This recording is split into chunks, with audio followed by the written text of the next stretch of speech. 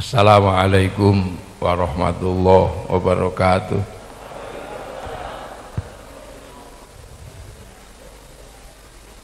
Bismillah, alhamdulillah, wassalatu wassalamu ala rasulillah Sayyidina Muhammad ibn Abdillah wa ala alihi wa ashabihi wa azwajihi wa dhurriyyatihi wa ahli baitihi wa man tabi'ahum bi ihsan ila yaumil qiyamah.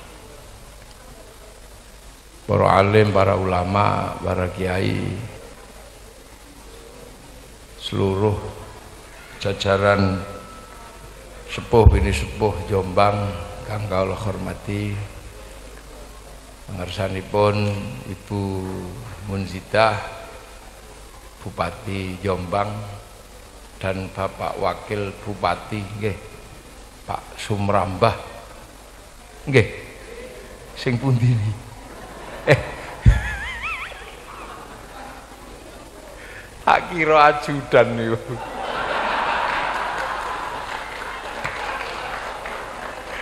Ya Allah, bayangan saya itu kan tua gitu tuh tadi itu, ternyata masih muda panjenengan. Nggih, yen ngapunten. Sedaya keluarga besar Mbah Wahab Hasbullah ingkang kula hormati, Forkompimda, para hadirin wal hadirat yang berbahagia. Ini tidak terasa 2 tahun. Jadi tidak terasa yang kita perjuangkan bersama-sama dulu sudah 2 tahun. Untuk apa? Menjaga Jombang ini dari gurauan ijo dan abang. Jadi dulu itu guyonannya Jombang itu ijo karo abang, dan kali ini terwujud Jombang itu ijo karo abang. Yang ijo Bu Munzidah, yang abang Pak Sumrambah. Kita doakan semoga ini menjadi pasangan sampai periode dan periode berikutnya selesai. Ngoten. Oh, alhamdulillah. Kenapa? Karena model kepemimpinan seperti ini adalah model kepemimpinan ideal untuk bangsa Indonesia. Kenapa? Yang satu adalah tinggalan ijo ini adalah perjuangan para ulama, yang dalam hal ini adalah perjuangan Mbah Wahab Hasbullah, Kiai Hasyim Asy'ari, Kiai Bisri, dan ulama-ulama di Nusantara yang sudah pernah mengenyam pahit getirnya membangun Indonesia. Yang kadang anak-anak sekarang lupa. Nah, yang abang ini, yang sekarang jadi Partai Demokrasi Indonesia Perjuangan, ini adalah tinggalan founding fathers Presiden pertama Bapak Insinyur Soekarno. Nah, bangsa ini punya cita-cita yang sama, yaitu berbeda-beda tetapi tetap satu jua. Nah, bangsa yang berbeda-beda tetapi tetap satu itu hari ini bukan sesuatu yang mudah untuk menjaganya. Kenapa? Karena muncul generasi-generasi yang hari ini lebih banyak adalah generasi yang ahistoris, generasi yang mulai tidak memahami bangsa ini, terutama generasi milenial. Generasi milenial ini adalah generasi baru yang tidak terbayang sebelumnya. Satu generasi di mana manusia seperti tidak membutuhkan orang lain, bahkan tidak membutuhkan masa lalu. Itu generasi milenial. Kenapa? Generasi milenial itu generasi sing uripnya, hidupnya dunia niku meng sak godhong kelor.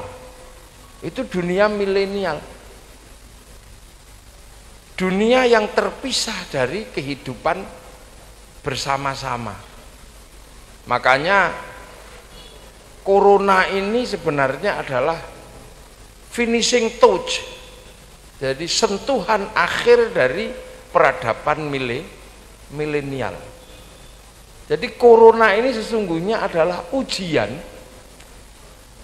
bagi masa milenial. Ini ujian terakhirnya ya, corona.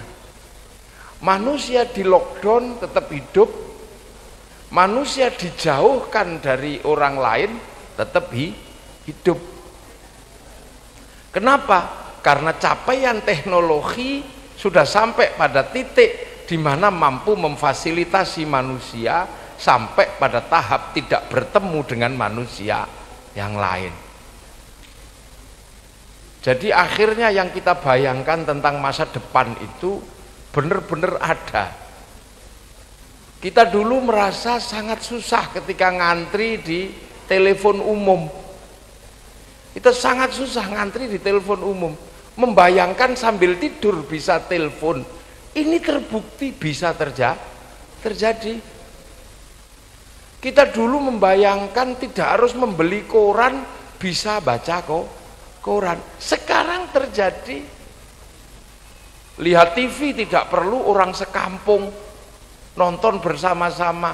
Bahkan sekarang televisi itu hilang, semua ada di dalam namanya smartphone.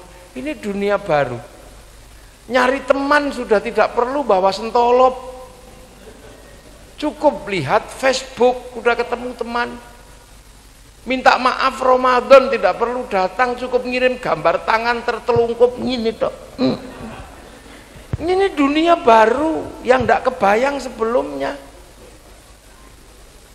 20 tahun yang lalu kita masih membayangkan tentang bagaimana orang tidur itu bisa makan. Sekarang tidur bisa makan, tanpa masak kita bisa kedatangan makanan, tinggal kirim pesen ke Gojek.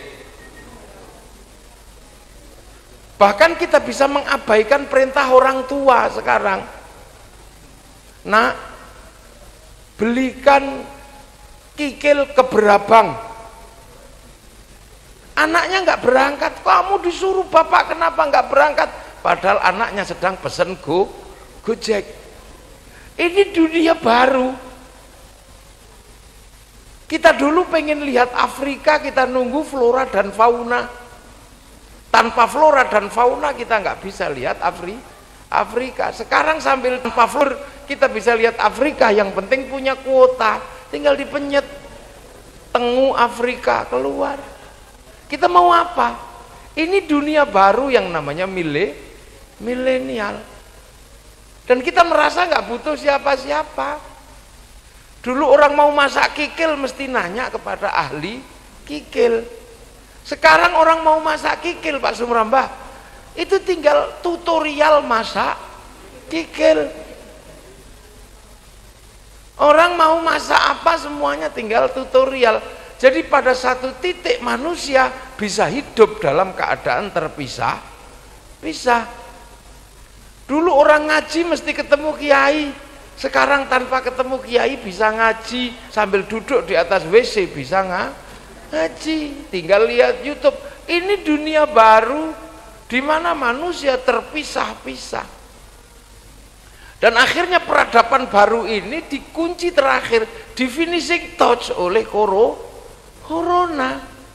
Bahwa akhirnya manusia memang dipisah dengan manusia yang lain. Akan tetapi pada satu titik ternyata manusia kembali ke bakat dasarnya. Walaupun kebutuhannya terpenuhi oleh milenial, ternyata manusia tetap manusia, tidak bisa pisah untuk tidak ketemu dengan manusia yang lain. Jadi corona ini sebenarnya adalah ujian terakhir.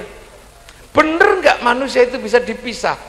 Tanpa ketemu cukup dengan Facebook, tanpa ketemu cukup dengan WhatsApp, tanpa kemana-mana cukup dengan Gojek. Ternyata nggak bisa, bahwa dorongan manusia tetap pengen ketemu, bahwa manusia pengen ketemu. Sehingga kita lihat kafe-kafe di mana-mana. Kafe-kafe itu sesungguhnya bukan kebutuhan bukan kebutuhan konsumsi. Karena satu cangkir gelas itu kalau kebutuhan konsumsi akan habis selama 5 menit. Tapi karena kopi itu bukan kebutuhan konsumsi, akhirnya kopinya segelas, duduknya 10 jam. Loh, apalagi ada wifi-nya. Loh, artinya bahwa apa? Kehidupan manusia ini memang tidak bisa pisah dengan yang lain. Makanya batas milenial terakhir tentang manusia adalah ternyata manusia nggak bisa pisah dengan yang lain. Nah, ketika manusia tidak bisa pisah dengan yang lain, maka manusia akan kembali ke kodrat awalnya. Apa? Harus bisa rukun dengan yang lain. Itu cerita nggak bisa dilupakan. Loh, makanya prinsip-prinsip merukunkan itulah yang selama ini dilakukan oleh nenek moyang kita. Jadi sudah terbayang bahwa prinsip merukunkan orang itu adalah prinsip yang benar-benar dilakukan oleh para pendiri bangsa Indonesia. Makanya jangan heran apapun di sini itu menggunakan prinsip kerukunan. Dari yang dilakukan oleh yang abang maupun dilakukan oleh yang hijau. Dari abang sama hijau itu tugasnya dari dulu cuma satu, merukunkan orang. Bhinneka Tunggal Ika itu prinsip kerukunan bangsa Indonesia. Itu dicanangkan oleh pendiri bangsa.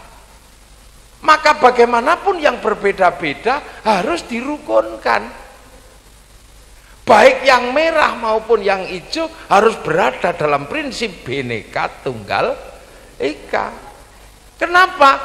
Karena kita ini menghadapi kenyataan pertemuan perbedaan. Perbedaan warna kulit terbanyak ada di Indonesia. Perbedaan agama terbanyak di Indonesia. Perbedaan suku terbanyak di Indonesia. Perbedaan makanan terbanyak di Indonesia. Sampai perbedaan hantu terbanyak di Indonesia. Lu di sini ini pusat perbedaan. Dari perbedaan bangsa, kita punya dari sana bangsa berbeda di Aceh, di Kalimantan, di Sumatera aja berapa bangsa, berapa suku. Makanan, kita punya perbedaan paling banyak. Orang Arab itu makanannya gandum, kurma, daging. Orang Cina gandum, daging, itu pun karena apa? Terus Afrika ya segitu itu. Tapi makanan paling banyak itu kita. Makanya ketahanan pangan di Nusantara ini paling tahan. Mulai dari sego, jagung, tales, gembili, uwi, tiwul, suwek, tales, apa maneh? Masih banyak. Gendruwo. Loh, Eropa itu cuman punya ghost. Amerika punya Dracula. Cina vampir. Amerika Afrika ya hantu gitu aja. Kalau di sini hitung. Gendruwo, wewe gombel, gundul bringis, kuntilanak. Banyak. Makuntir prinsip kebersamaan bangsa ini nggak boleh dicerabut.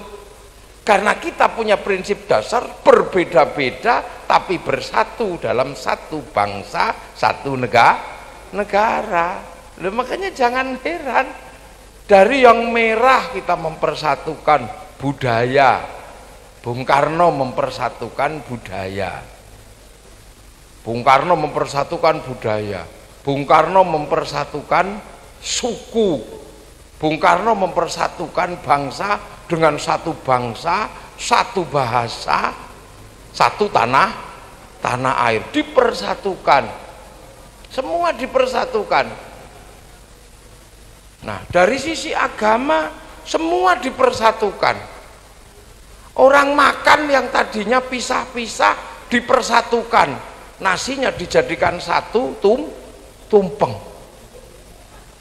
Ayam yang tadinya terpisah-pisah disuwir-suwir jadikan satu, namanya ingkung.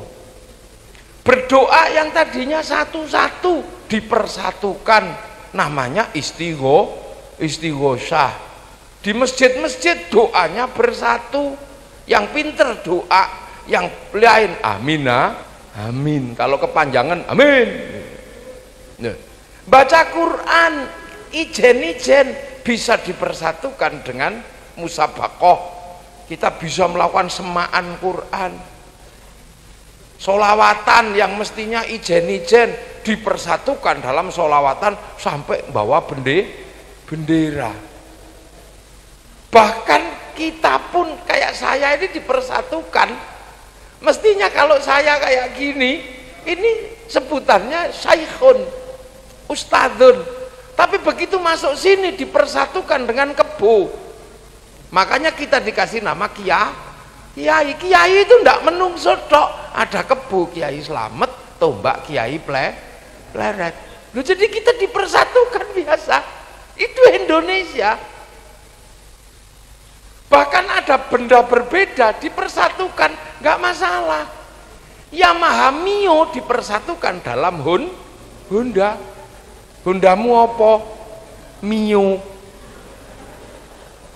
Ini di Indonesia bersatu. Seluruh minuman dipersatukan dalam aku nggak ada masalah. Ya maaf kadang pembalut itu semua disatukan dalam nama Softtek. Seluruh sabun cuci dipersatukan dalam nama Rinso. Nah, mempersatukan dan membersamai perbedaan itulah kehebatan bangsa Indonesia. Walaupun kami ini sekarang sudah menang karena kebo Kiai Slamet sudah mulai nggak ada, tombak Kiai Pleret juga sudah mulai tidak ada. Kami tidak lantas kemudian menyebut diri ustadz, enggak, kami tetap kiai. Bahkan ketika sudah menang, itu prinsip-prinsip dasar. Nah, prinsip-prinsip kebersamaan dalam perbedaan inilah yang mesti dirawat. Sehingga apa? Sehingga perbedaan-perbedaan bernaung dalam Bhinneka Tunggal Ika. Dan kita berhasil. Kita berhasil Arab satu bangsa pecah menjadi puluhan negara. Eropa satu bangsa pecah jadi puluhan negara, tapi kita puluhan bangsa, puluhan suku bersepakat dalam satu negara kesatuan Republik Indonesia. Ini tidak mudah. Nah, ini sejarah bangsa. Makanya kita ini punya bangsa dengan karakter yang sangat kuat. Apalagi yang mayoritas. Ijo ini kan mayoritas. Islam itu mayoritas di Indonesia. Nah, artinya kalau kaum muslimin ini mau ngotot, Pak Sumramba, mau ngotot, itu pasti bangsa ini terbelah. Kenapa? Karena bangsa ini didirikan oleh para pendiri memang dari berbeda. Loh, makanya Mbah Wahab Hasbullah, Mbah Hashim Asy'ari, Mbah Bisri, yang bagi anak-anak baru ini dianggap tidak pernah mempersatukan Islam.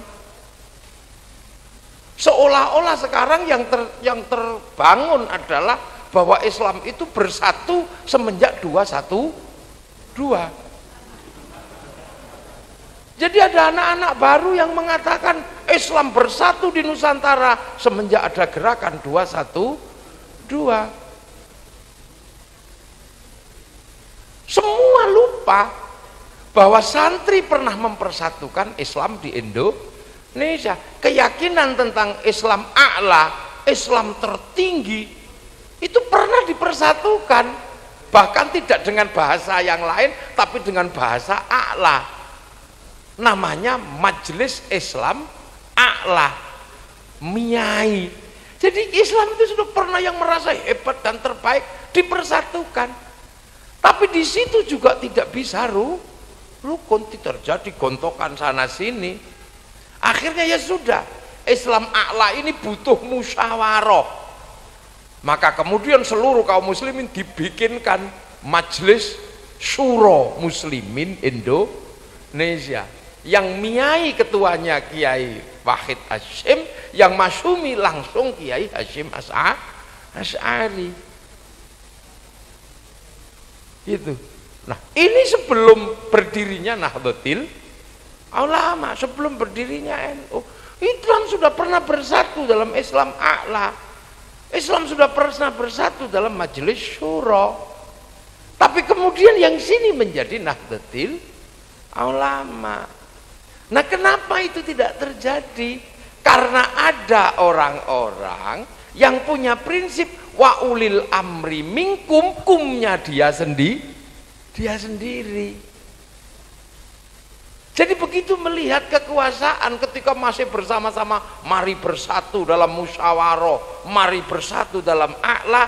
Tapi begitu melihat bangsa ini mulai bersatu dan mulai membutuhkan kekuasaan, mereka sebagian punya prinsip apa? Prinsip wa ulil amri minkum, kumnya dia sendiri. Makanya ketika Pancasila pun pengen diganti dengan cara mereka. Nah, yang punya prinsip bahwa kum tetap bersama-sama adalah Nahdlatul Ulama. Jadi sampean kalau mau berkawan, itu carilah prinsip yang wa ulil amri minkumnya bersama-sama, itu adalah santri. Sehingga kedudukan Bung Karno pendiri bangsa menjadi kuat karena didukung oleh santri, di mana waktu itu wa ulil amri minkum, kumnya tetap bersama-sama. Jadi kalau Jombang antara Bu Munzita kali penjenengan, ini semoga menjadi pasangan sampai 2 periode. Loh gitu, karena harus dijaga. Penjenengan berdua menyelesaikan urusan Jombang, ini sama dengan menyelesaikan urusan Indonesia.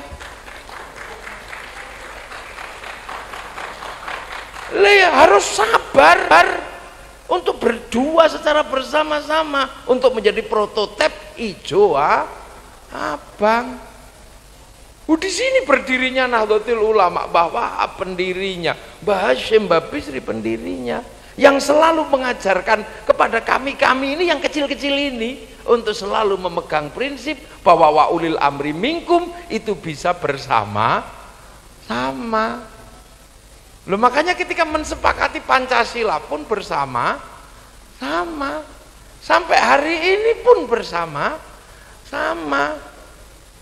Sehingga ketika kemudian semua didorong oleh satu kekuatan, lah kita tetap bersama-sama. Nah, kalau prinsip ini terjaga, Pak, insya Allah pelajaran besar tentang bagaimana hidup bersama dalam perbedaan tapi tetap satu akan terjaga. Nah, anak-anak milenial ini sudah lupa itu. Kalau dalam bahasa Bung Karno, jas merah, jangan sampai melupakan sejarah. Dalam bahasa santri, al-muhafadzatu alal qadimi shalih wal akhdhu bil jadidil aslah. Nggak lupa, karena santri itu susah untuk melupakan sejarah. Santri itu paling sulit, karena santri selalu diajarkan jangankan sejarah orangnya, peninggalannya saja tidak boleh dilupakan. Sejarah Nabi Ibrahim tidak boleh dilupakan.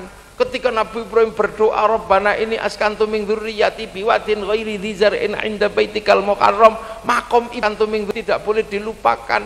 Khidir Ismail nggak boleh dilupakan, Sofa Marwah nggak boleh dilupakan. Maka kemudian santri punya tradisi mengenang sejarah para pendahulunya. Bung Karno juga jas merah, jangan sampai melupakan sejarah. Nah, dua prototip organisasi, dua prototip ideologi yang ada di Indonesia ini sekarang menjadi tulang punggung bangsa. Kenapa? Karena bangsa ini pernah diajak ke kiri oleh PKI nggak bisa, pernah diajak ke kanan oleh DITI juga nggak bisa. Dari dulu sampai hari ini bangsa ini punya prinsip di tengah. Sudah pernah dicoba, jadi jangan dikira bangsa ini nggak pernah dicoba. Makanya saya sebenarnya tadi itu masih ada acara. Jadi kalau Pak Sumrambah dan Bu Mun tahu, saya kesini kecepatannya 200. Iya 200, 160, 200. Kenapa? Saya pengen melihat keindahan abang dan hijau ini apa? Ini luar biasa. Itu. Lah di Jakarta pun sekarang nggak bisa lepas. Itu abang hijau, nih di sini hijau abang. Lah itu tetap merah putih. Dan kiprah santri dan kiprah militer gak bisa dilupakan. Bung Karno ketika mau menyelesaikan urusan Surabaya izin dulu kepada NU. Kemudian Bung Tomo, bahkan Amit Sewu ini saya dapat cerita dari para sepuh, dan terakhir saya dapat cerita dari Mbah Dimyati Rois Kaliwungu. Beliau dapat cerita langsung dari Yai Saifuddin Zuhri gitu, bahwa untuk memutuskan Irian Barat itu Bung Karno konsultasi kepada Mbah Wahab Hasbullah sampai 3 kali, dan Mbah Wahab selalu menunggu, tunggu dulu Bung, saya tak buka kitab saya. Ini cerita nanti kapan-kapan mungkin untuk urusan seperti ini mumpung Mbah Dimyati Rois Tesih Sugeng, kapan-kapan mungkin akan kita hadirkan di sini menceritakan itu. Iya, bahwa untuk Trikora, kenapa sampai Trikora menyelesaikan Irian Barat itu itu Bung Karno itu minta pertimbangan kepada Mbah Wahab Hasbullah. Sampai ketika terjadi friksi-friksi di istana, Bung Karno minta pertimbangan merukunkannya gimana. Lahirlah halal halal. Itu jadi Mbah Wahab Hasbullah. Jadi ini akan menjadi sejarah yang indah, proses politik seperti ini. Nah, tinggal mari kita jaga secara bersama-sama, karena ada 3 prinsip besar yang harus kita jaga. Satu adalah menjaga keamanan bangsa dan negara. Yang kedua adalah menjaga kelangsungan kehidupan manusia. Nah, yang ketiga adalah menjaga kelangsungan agama. Santri menjaga kelangsungan amanu wa amilus sholihat. Kemudian kita juga menjaga manusia yang baik, ahsani takwimnya manusia. Nah, yang ketiga kita menjaga baladil amin, bangsa dan negara yang aman. Karena kalau kita ahistoris kita berat kita ini. Karena bangsa yang semakin Karena bangsa yang semakin kesini memang dimungkinkan untuk semakin ahistoris, untuk semakin melupakan sejarah. Nah, dalam hal-hal seperti ini akan menjadi sangat indah, akan menjadi sangat luar biasa kalau nanti kemudian salah satu acara, kalau seandainya situasinya tidak COVID seperti ini, mungkin kita bisa melakukan diskusi yang lebih intens untuk melakukan kajian bagaimana dulu hubungan antara hijau dan abang ini, antara Bung Karno dan para ulama NU. Itu ada, masih ada cerita-cerita yang kadang kita lupa. Nah, sekarang ini yang tadi dipersatukan mulai gitu. Makanya kadang ini bukan semata-mata tanggung jawab santri. Bukan semata-mata tanggung jawab santri, tapi ini juga tanggung jawab negara. Karena pertama adalah berbicara agama, nanti ujungnya berbicara negara. Contoh kecil misalnya, para ulama, para kiai berdoa bareng. Ini sepertinya urusan agama. Seperti urusan agama. Tapi oleh kelompok-kelompok tertentu, doa yang bersama-sama ini mulai dipisah. Tidak boleh lagi berdoa amin amin, tapi berdoa sendiri. Nanti sampai akhirnya jari 10 hilang 9, tinggal 1 terus gini kalau doa. Ini awalnya ini adalah seolah-olah ini adalah problem agama. Kemudian orang habis sholat salaman. Kalau COVID memang dilarang. Tapi selama ini salaman, akhirnya orang punya kerukunan, mulai dihilangkan. Orang bisa bersatu makan bareng-bareng bersama, ada orang mati bersama-sama, mulai dihilangkan. Ini seolah-olah problem agama. Bahkan yang kadang punya hak untuk menjaga negara, ini tidak menyadari.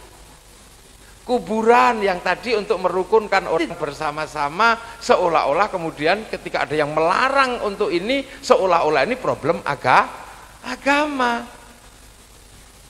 Padahal ini hanyalah sasaran sasaran antara. Karena kalau orang sudah mulai tidak rukun, mulai tidak hidup bersama-sama, maka kemudian kelompok-kelompok ini akan mudah memecah anak bangsa. Dan itu terjadi sekarang. Kelompok-kelompok ini yang dulu memusyrik-musyrikkan amaliyah santri ini, sekarang berubah menjadi kelompok politik. Sementara santri dengan ajarannya ini menjaga bangsa, mati didoakan bareng-bareng, kuburannya ditengok, akhirnya di kuburan itu terjadi kebersamaan. Nah, kalau kebersamaan di makam, akhirnya apa? Saya mungkin yang Jogja ziarah ke Jombang karena di sini guru saya, gurunya guru Bapak Hasbullah. Akhirnya saya ini pasti cinta sama Jombang, wong di situ bersemayam guru-guru saya. Saya ziarah ke Demak, saya cinta sama Demak karena guru-guru saya di sana. Orang-orang kampung mengkholi para sesepuhnya yang dulu namanya sadranan. Kalau itu terus dilakukan di mana-mana, yang terjadi adalah rasa cinta terhadap tanah di mana guru-gurunya bersemayam. Dan di situ langsung terjadi interaksi aktif yang namanya hubbul waton minal iman. Tapi kalau itu sudah mulai dihilangkan, rasa cinta terhadap tanah air juga akan terkikis. Terus khutbahnya santri ini seolah-olah adalah khutbah yang tidak revolusioner. Karena apa? Bawa tongkat, etakallah. Tiba-tiba ada orang-orang yang kemudian merubah, itu tidak ada tuntunannya, tongkat bid'ah. Terlihat sederhana, itu seolah-olah urusan agama. Tapi begitu tongkat hilang, tangan mulai bergerak kemana-mana, yang dilakukan adalah menunjuk hidung kekuasaan politik Indonesia. Ini terjadi. Jadi tidak sesederhana yang kita bayangkan. Ayo. Jadi ini makanya jangan sampai lupa panjenengan, jangan sampai yang begitu-begitu terus kemudian seolah itu kan tanggung jawabnya santri. Panjenengan juga bertanggung jawab. Karena problem agama ini akan digeser menjadi problem politik.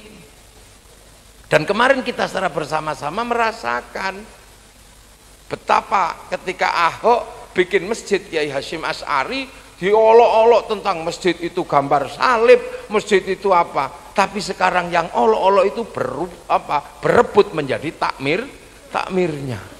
Lu coba. Loh. Jadi kenapa? Karena bahasa agama ini sekarang memang lagi asik, lagi keren. Nah ini. Nah, menjaga bangsa ini dari dua problem besar ini memang harus secara bersama-sama. Sampaikan nanti kepada Bu Megawati, Bu Mega, bahwa urusan santri itu kalau dibiarkan semuanya akan menjadi urusan bangsa dan negara. Dari hal yang sederhana sebenarnya. Nah ini makanya malam hari ini peringatan 2 tahun tasyakuran kepemimpinan Ibu Mun sama Mas Sumrambah ini, lah panggil Mas saya wong sampean isik rambut irung wanen. Iya, isik pantes nganggo kathok jin gitu kan keren. Makanya tak kira ajudan tadi itu nganggo kathok jin. Khas itu indah. Oh ini aku ajudan Ibu Mun, tapi kok saya tetap agak curiga tadi itu. Biasanya ajudan itu kan perutnya kecil. Adi itu kok perutnya, lu kok perutnya ini. Nah itulah, mari kita sebenarnya sangat indah malam hari ini. Tapi lo kok saya dikasih gitar itu terus karepe apa? Yang nyanyi siapa? Nah siapa nyanyi, monggo sini. Sini.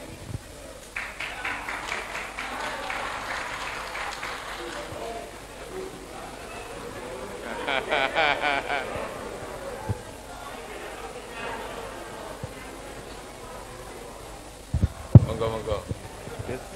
Nyanyi napa? Kok mboten niki tak silih mawon. Enggak, telepon.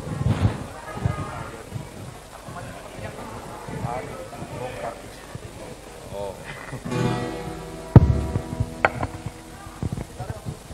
Tolong ngerepek.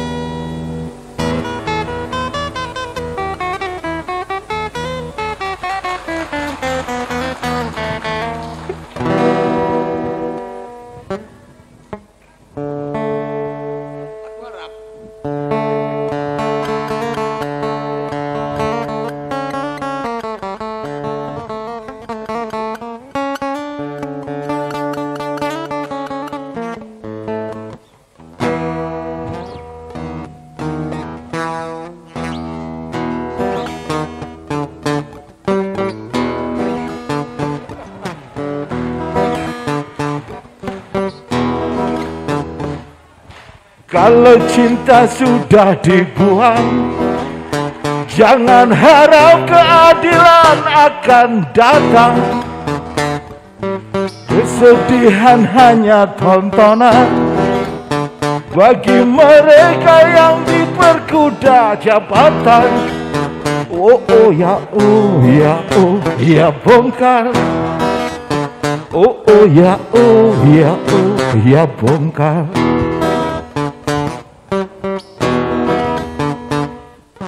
Sabar dan tunggu, itu jawaban yang kami terima. Ternyata harus ke jalan, robohkan setan yang berdiri Muswali. Oh ya bongkar. Oh ya bongkar.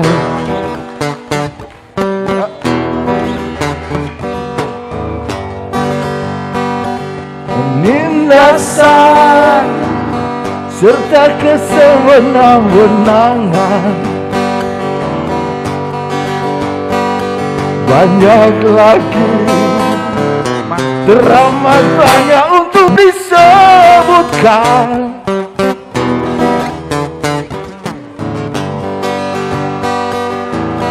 Hentikan, jangan diteruskan. kami muat dengan keserakahan di jalanan. Kami mencita-cita, sebab Tuhan tak ada lagi yang bisa dipercaya.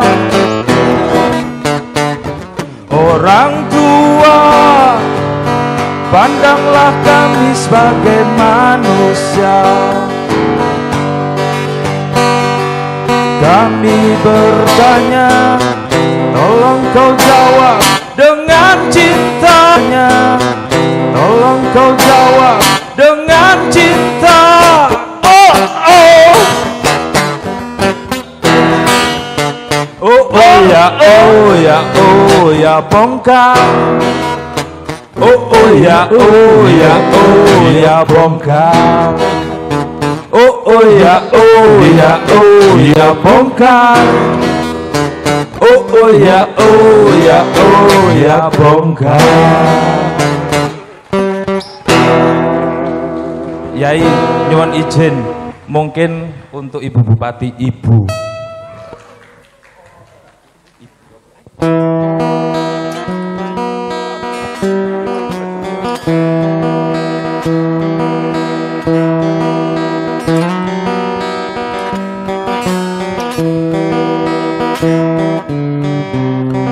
Khusus untuk Ibu Bupati Kabupaten Jombang.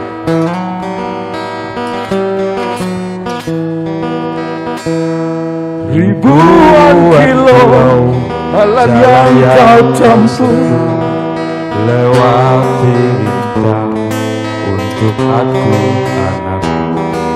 Ibuku sayang, masih terus berjuang, walau masih terus berjuang, walau penuh darah penuh darah.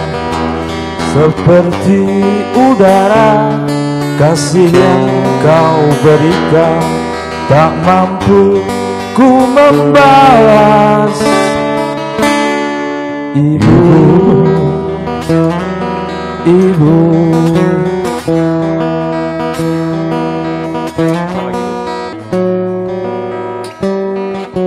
Ingin ku dekat dan menangis di pangkuanmu sampai aku tertidur bagai masa kecil dulu.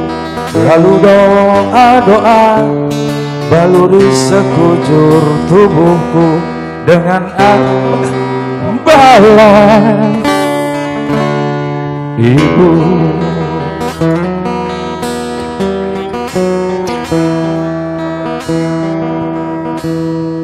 matur nuwun Yai. Terima kasih Ibu Bupati, Wakil Bupati, Ketua saya, Ketua DPRD Kabupaten Jombang.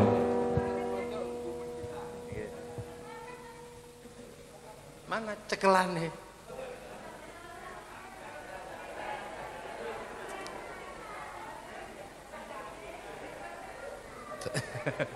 Cagain nih cagain. Nyanyikan lagu buat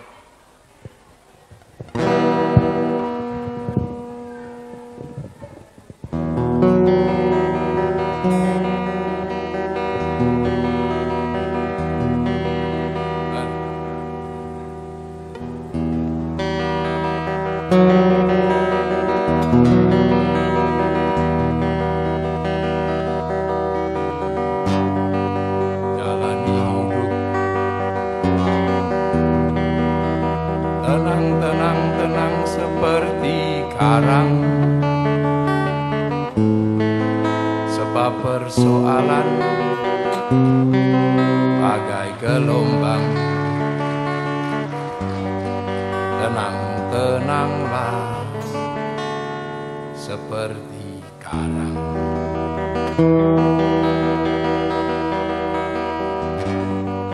Tak pernah malas persoalan yang datang hantam kita, dan kita tak mungkin untuk menghindar. Semuanya sudah suratan. Oh matahari masih setia menghangati batin kita. Takkan berhenti, takkan berhenti menghangati batin kita. Sampai tanah ini inginkan kita kembali, sampai kejenuhan mampu merobek-robek hati ini. Tenang, tenang, tenanglah kawan, semuanya sudah suratan. Tenang, tenang, tenanglah umun, bintang-bintang jadikan hiasan. Berlomba kita dengan sang waktu, berlari kita kejar sang waktu. Seperti karang tenanglah, seperti karang, seperti karang tenanglah, seperti karang.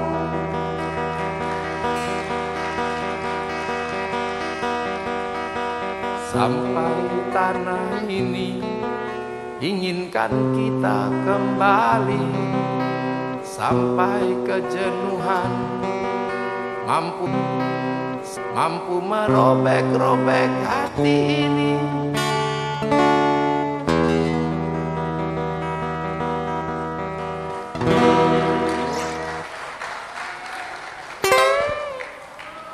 Kenapa sing nyanyi meneh?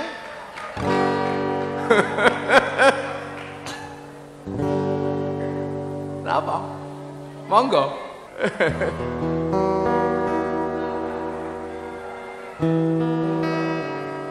Napa? Apa sing Mas Edo mana? Suaranya bagus itu Mas Edo. Sini ya. Sini nyanyi. Loh, di mana? Wah.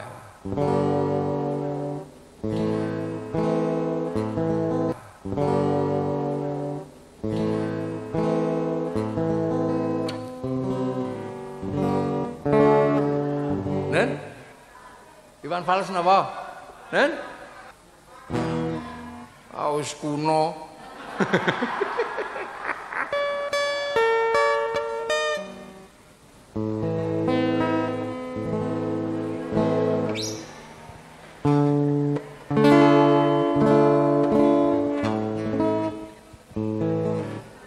Saya panggilkan Cak Silo. Oh Cak Silo dak teko. Cak Ukil. Monggo Cak Ukil, monggo Cak Ukil. Nah, ini. Ayo Cak Ukil sini. Angel.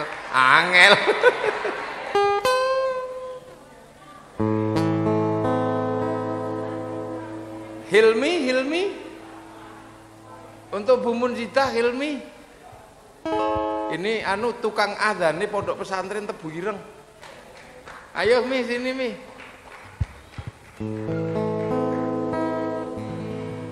Nih ayo Mi sini Mi.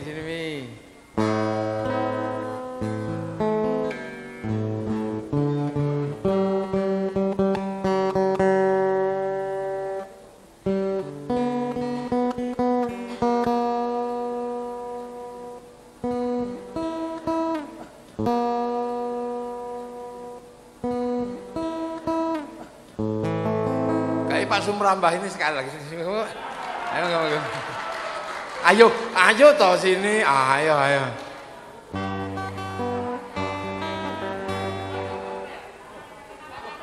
Pak Kapolres. Nah, ini Pak Kapolres. Monggo Pak Kapolres.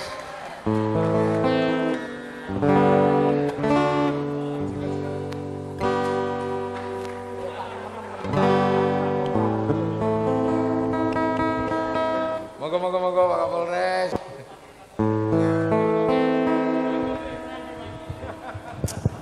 Monggo amin. Nyanyi apa Gus Kiai? Pala. Kiai. Pala.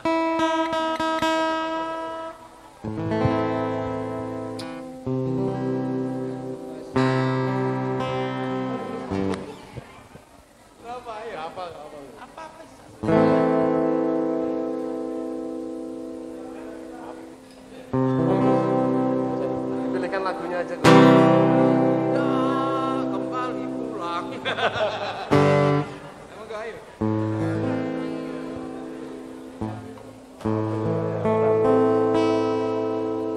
Lagu yang bagus untuk ulang tahunnya ini apa?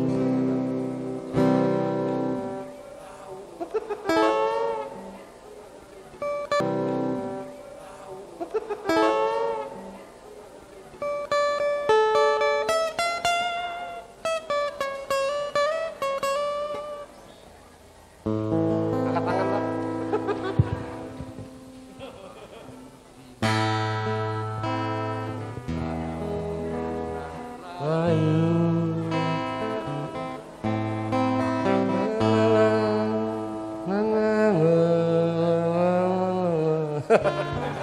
Liriknya Bu. Wis angkat tangan lagi Gus.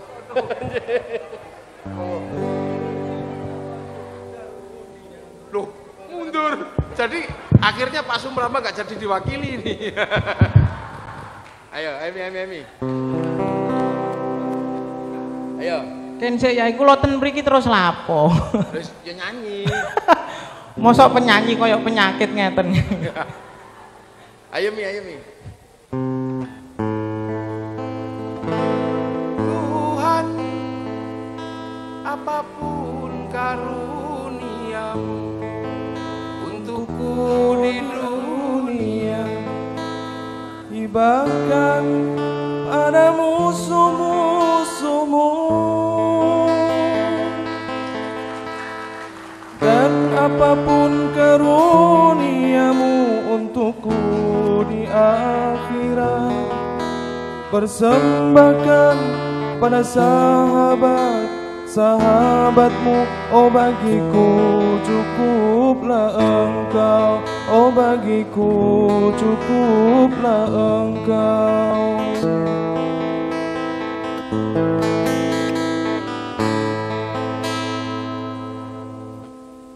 Bila sujudku padamu karena takut neraka, bakar aku dengan apinya.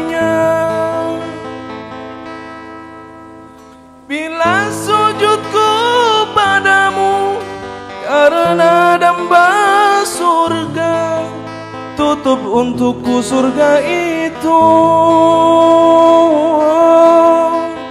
Namun bila sujudku demi engkau semata, jangan palingkan wajahmu. Aku rindu menatap keindahanmu, aku rindu menatap keindahanmu. Tuhan, apapun karuniamu untukku di dunia, hibahkan pada musuh-musuhmu, dan apapun karuniamu untukku di akhirat, persembahkan pada sahabatmu, oh bagiku cukuplah engkau, oh bagiku cukuplah engkau.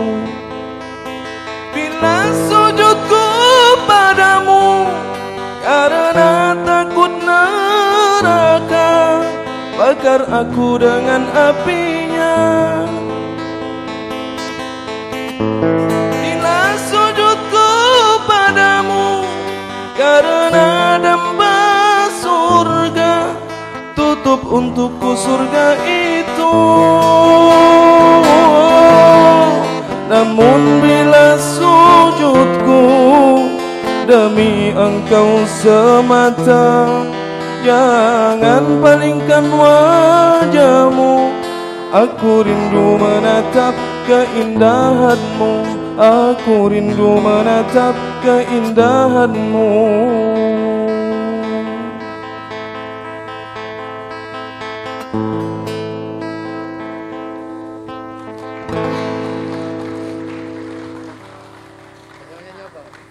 Kula mboten saged Yai.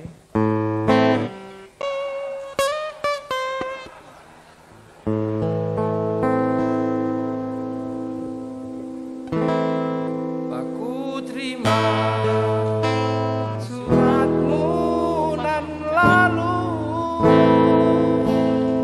Penuh syair dan serta merayu, syair dan pantun tersusun indah sayang, tersusun indah sayang, bagaikan mah. Lah ya aja medun kok. Napa? Aja medun. Oh nggih. Dirungokno wae.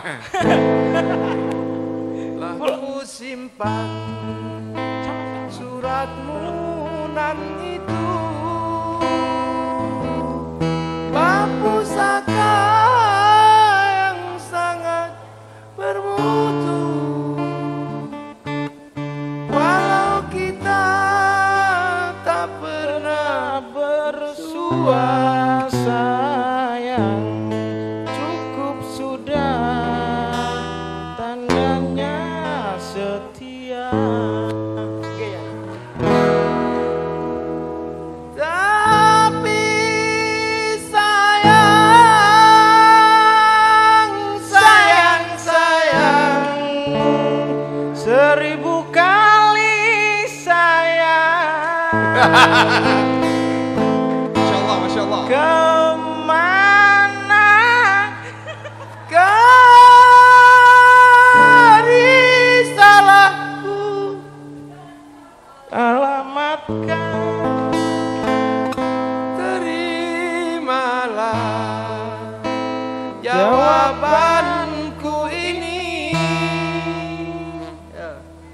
Hanyalah doa restu ilahi. Niki pun mewakili Cak Silo. Mogalah dek kau tak putus asa sayang. Pasti kelak kita kan berjumpa. Sampun Yai. Indonesia tanah air beta, pusaka abadi nan jaya. Tangannya digerakkan. Indonesia, Bapak Ibu, terima kasih.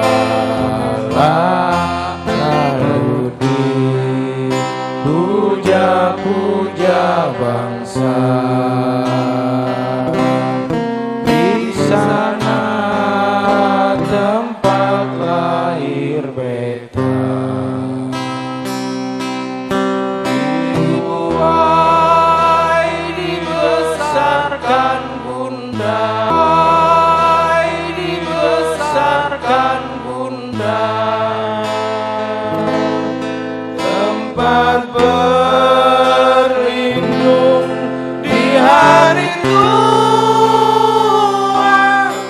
sampai akhir menutup mata.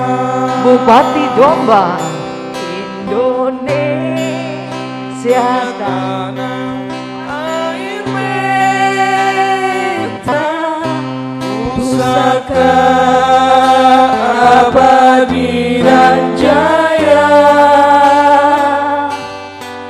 Indonesia sejak dulu kala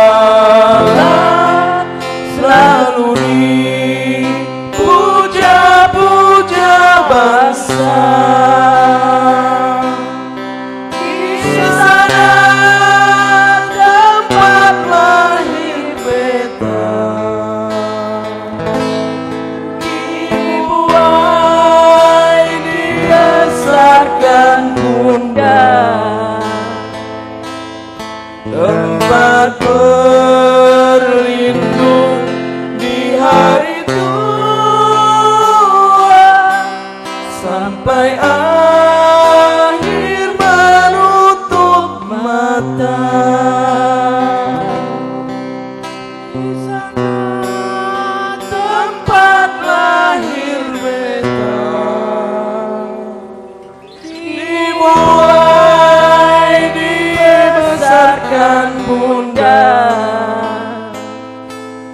tempat berlindung di hari tua sampai akhir menutup mata. Akhir menutup mata.